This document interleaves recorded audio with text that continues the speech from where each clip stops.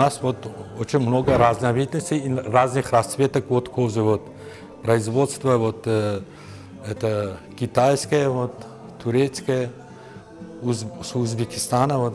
У нас вот эти вот узбекские кожи вот, с Узбекистана, России вот, и немного у нас вот есть вот, производство Италии вот, кожи. Вот. Вот мы шьем из этих вот, мужские, женские сумки, вот, портмоне, бумажники. Ну, все, что вот, с кожей связано, вот, шьем. Вот.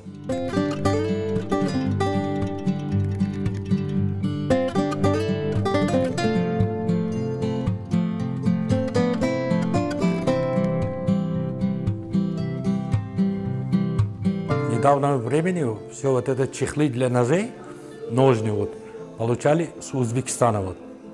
Вот сейчас мы полностью вот это вот чехлами вот для ножей, как вот здесь вот видели, вот, обеспечиваем всех этих вот наших ремесленников вот, этими чехлами для ножей из натуральной кожи, вот, разных расцветок, вот, разных размеров. Вот.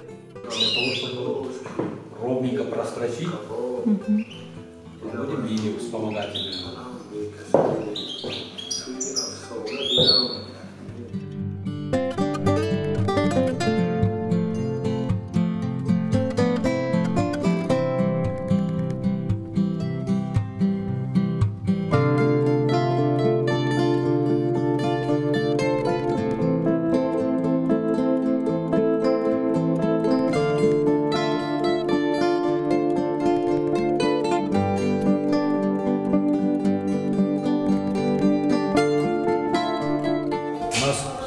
Очень занудная и кропотливая работа. Да? Это не каждый.